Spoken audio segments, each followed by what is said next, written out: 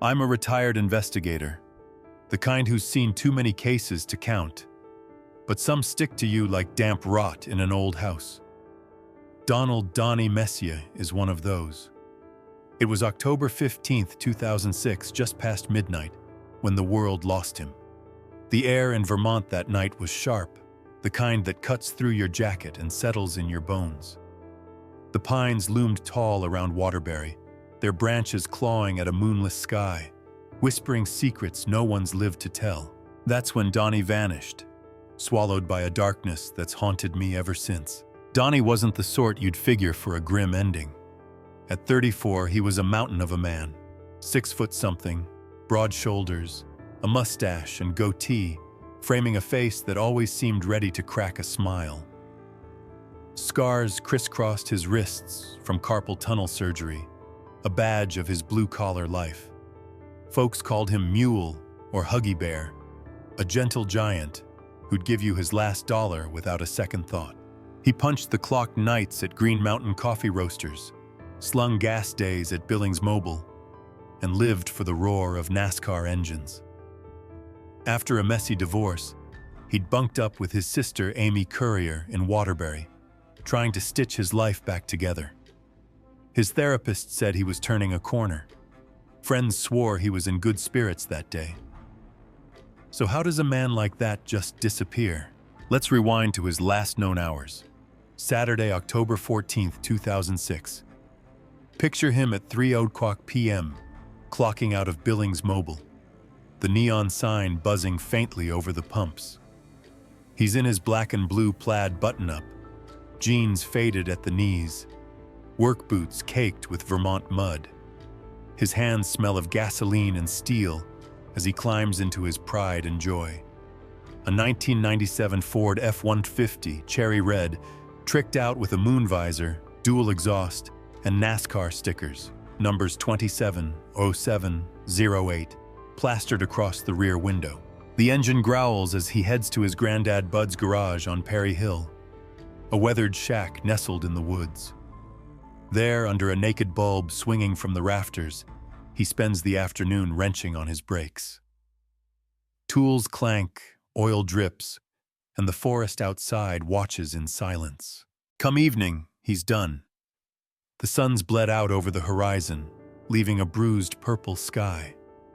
Donnie drives to Duxbury, pulls up at a buddy's place, Chris, I think it was, to catch a NASCAR race. They crack open a couple of beers, the TV flickering with speeding cars and roaring crowds. He's relaxed, laughing, the weight of the divorce easing off his shoulders. Around 10:00 p.m., he stands, stretches, says he's heading to a party in Waitsfield. Just a quick stop, he tells Chris, who waves him off, too tired to tag along. That's the last clear snapshot we've got. Donnie climbing into that red truck, headlights cutting through the fog, rolling toward a night that'd claim him. Now imagine that party house in Waitsfield. I've never seen it, but I can feel it. A crumbling heap of wood and secrets, half eaten by the forest. The windows glow sickly yellow, like the eyes of something hungry. Inside, it's chaos. 60-odd souls crammed together, voices slurring over cheap beer and loud music. Donnie walks in, boots thudding on creaky planks, maybe tipping a cap he might have worn. The air's thick with cigarette smoke and tension you can't quite name. He's there till the early hours. 12:30, 2:00 a.m., no one's sure. His phone pings at 1:30 a.m., a call to a friend, voice steady, nothing urgent. Then, gone. No one sees him slip out. No one hears that loud-as-hell truck fire up. It's like the earth split open and sucked him down, truck and all. I've combed the files 100 times, chasing shadows. No skid marks on Route 100. No SOS to 911. That red truck, bright as a flare in a town this small, vanished with him. Donnie wasn't a runner. He was a homebody, the guy who'd rather crash on his couch than chase adventure. So what happened? Suicide? An accident? I don't buy it. Not yet. There's a wrongness here, a itch I can't scratch. It's the feeling you get walking an empty crime scene, knowing something's watching from the dark. Whatever took Donnie that night, it wasn't chance, it was deliberate. And it's still out there. Let's zero in on that Waitsfield party, the pivot point where Donnie Messier's trail goes cold. I've spent years piecing together scraps of that night, and every thread leads back to that house. October 15th, 2006, sometime between 12:30 and 2 o'clock a.m., a window of oblivion. 60 people, maybe more, packed into a rotting husk of a place, surrounded by woods that swallow sound. It wasn't a cozy get-together, it was a pressure cooker, and Donnie walked right into it. Picture the scene. The house squats low, shingles peeling like dead skin, windows smeared with grime. Inside, it's a haze of smoke and shadows, cigarettes, spilled beer, the sour tang of sweat. Music thumps from a busted stereo, loud enough to mask a scream. Donnie's there, his big frame filling the doorway, plaid shirt catching the dim light. He's not a party animal. His hardest drug was a Bud Light, according to Chris, his buddy who skipped that night. So why's he here? Maybe he's chasing a distraction, something to shake off the divorce blues. Or maybe someone lured him. The crowd's a mixed bag. Locals, drifters, faces you'd see at a bar and forget by morning. But there's an edge to it. Whispers float through the haze. Drugs on the table. Guns tucked in waistbands. Then there's the rumor. A love triangle gone sour. Donnie, they say, had eyes for a woman. Someone with a boyfriend who didn't take kindly to competition. Was she there? Was he? No one's talking. The Vanished podcast dug into it years later. And even then, only one partygoer spoke up. Vaguely, about some girl Donnie liked. Said neither she nor her man were at the party. I call bullshit. People lie when they're scared. Here's where it gets murky. Donnie's last call's at 1:30 a.m. Casual to a friend, no hint of trouble. Then he's a ghost. 60 pairs of eyes, and not one sees him leave. I've worked enough cases to know that's no accident. Someone's covering something. Chris told the podcast he thinks it went down at the party. Said Donnie wasn't built for the hard stuff, but could have stumbled into a mess he couldn't handle. An altercation, maybe. A shove that turned ugly. Picture it. Donnie steps outside for air. Someone follows. Words turn to fists. Fists to something worse. The house groans under the weight of its secrets. Lights flickering like it's alive. Watching. I see it in my head. The back door creaking open, a figure slipping out after him. The woods press in close, branches snapping underfoot, muffling whatever happens next.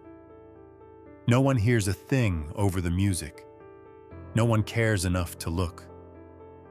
Or maybe they do and they're too afraid to say. Those 60 people, cops only questioned a handful back in '06 and none sang to the press.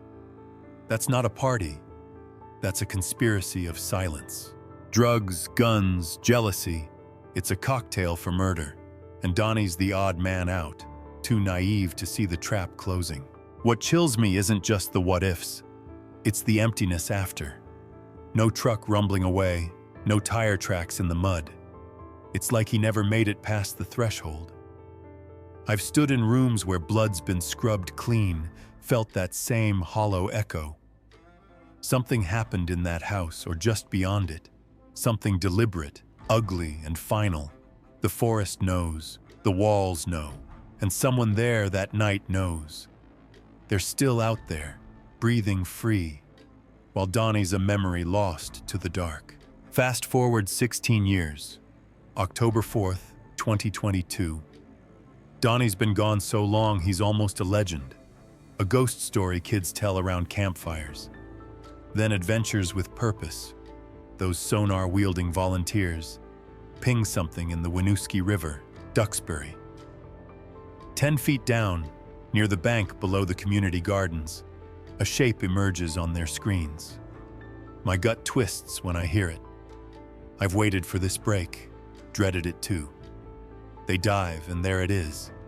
Donnie's red Ford F-150, a rusted coffin pulled from the deep. I can still hear the sonar's hum in my nightmares, cutting through the silence of that cold fall night. The river's black as ink, lapping at the shore like it's alive, reluctant to give up its prize.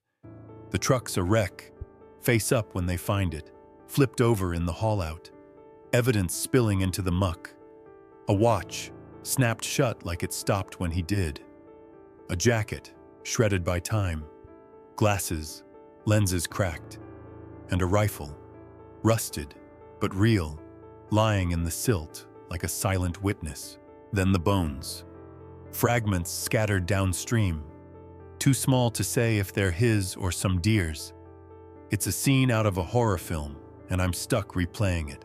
The license plate, BGG892, confirms it's his.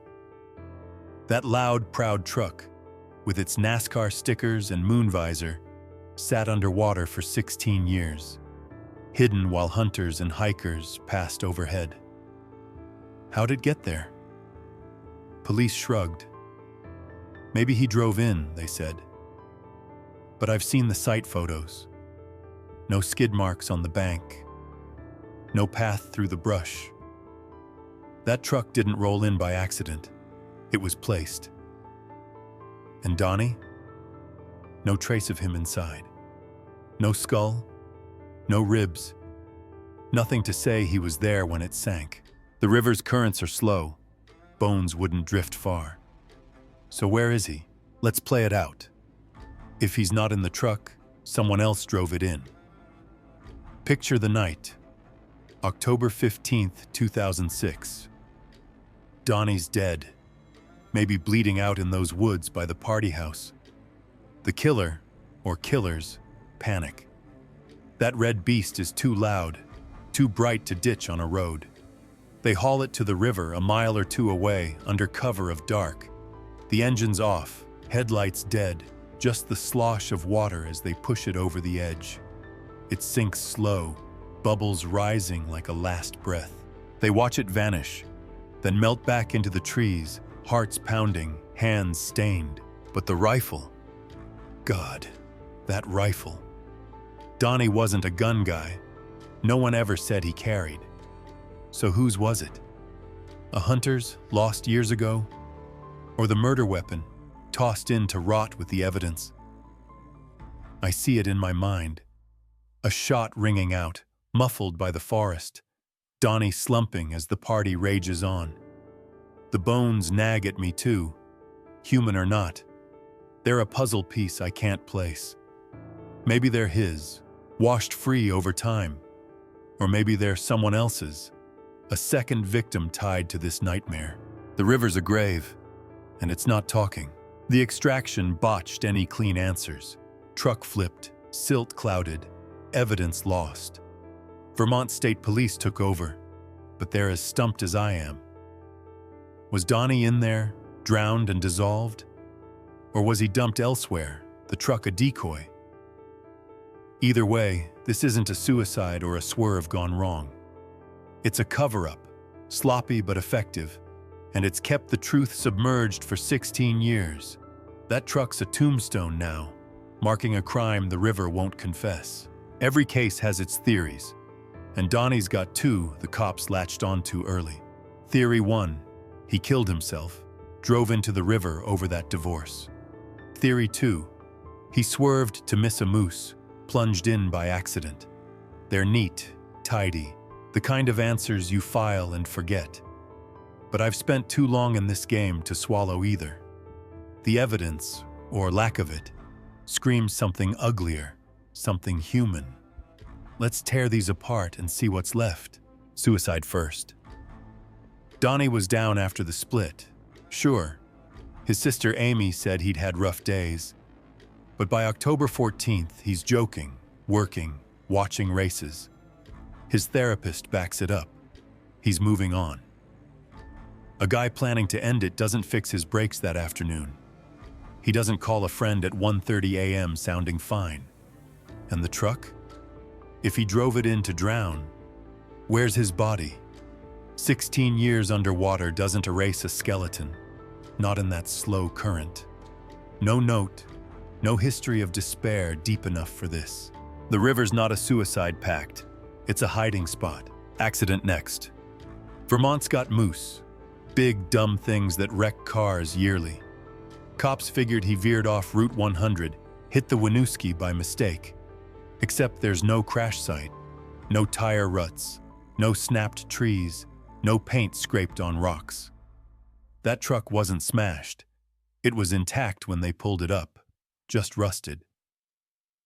Hurricane Irene in 2011 tore up the landscape. Roads, rivers, everything. And nothing surfaced. Hikers, hunters, floods. None found a wreck till 2022, and only because sonar hunted it down. An accident doesn't bury itself that clean. So what's left? Foul play. It's the shadow in the room, the theory police won't name but can't rule out. Go back to the party. Drugs, guns, a jealous boyfriend. Donnie's out of his depth. Maybe flirts with the wrong girl, says the wrong thing. A fight breaks out. Quiet, quick, outside where the music drowns it. A gunshot, a knife, a blunt swing to the head. He's down. The killer's sweating now, pulse racing. That truck's a neon sign pointing back to them. They drag him off. Or maybe he's already dead there, and they haul the truck to the river. It's a two-man job, minimum. Push it in, watch it sink, then vanish into the night. The rifle fits this. Donnie didn't pack heat, but someone did. One shot, close range. Explains no body in the truck if they dumped him elsewhere. The bones? Could be his, scattered by fish or time. Or they're a red herring, some hunter's kill. Point is, this wasn't random. It was planned, or at least covered up with intent. Cops say there's no evidence of harm, but there's no evidence of anything else either. Just a void where Donnie should be. Here's the kicker. If this was murder, the doer's still out there. 16 years they've walked free, maybe still in Waterbury, sipping coffee, nodding at Amy in the store. That's the horror. Not just the act, but the silence after. The partygoers clammed up. The woods kept their secret. I've seen killers hide in plain sight, and this feels like one. The truth's buried, but it's not dead. It's waiting, festering, ready to claw its way up when someone slips. 16 years is a long time to wait for answers. For Donnie's family, it's an eternity of nights staring at the ceiling, replaying that Saturday. Amy Courier most of all. She took him in after the divorce, cooked his meals, heard his laughs. Now she's got a hole where her brother used to be, and no one's filled it. His parents, his niece Haley, his friends, they've held potlucks, set up Facebook pages, raised reward money, all begging for a crumb of truth. They deserve it. Donnie deserves it. This case is a wound that won't heal. The truck's up from the river, October 2022, a birthday gift 2 days late for what would have been his 50th. Personal effects pulled from the muck, a watch frozen in time, a jacket he might have worn that night, glasses he squinted through, a rifle, unexplained, bone shards, untested. It's a tease, proof he was here but no closure. Vermont State Police are still poking at it, sifting evidence, chasing tips. But after 16 years, tips are whispers, and evidence is dust. The river gave us a piece. It's still holding the rest. What do we know? Donnie left that party and didn't make it home. His truck ended up submerged, a mile from Waitsfield, with no crash to explain it. Suicide's a stretch, too many holes. An accident's flimsier still. No wreckage, no body. That leaves intent. Someone put that truck there. And Donnie's absence screams cover-up. The party's the key, 60 people. And not one saw him go? Someone's lying. Someone knows where he took his last breath, who pulled the trigger or swung the blow. They've slept sound while his family's wept. Here's my call, loud and clear. If you were there that night, October 15th, 2006, speak. You heard the rumors, drugs, guns, a fight. You saw Donnie, maybe saw him step outside, maybe saw who followed. You've carried it 16 years. It's time to let it go. If you've driven by the Winooski, spotted that red truck's glint before it sank, say it. If you know who owned that rifle, who's got blood on their conscience, pick up the phone. Call Vermont State Police. Tell them, Donnie's not just a file. He's a son, a brother, a friend. His ghost deserves peace. This isn't about vengeance. It's about truth. The horror's not just in what happened, but in how it's festered. A killer could be your neighbor, your coworker, smiling while Donnie's bones bleach somewhere. Woods, river, a shallow grave. I've seen justice delayed turn to justice denied, and I won't let this be another. The Winooski whispers when the wind's right, a low moan over the water. It's Donnie, or what's left of him, calling out. Listen. Look. Speak. The dark's held him long enough.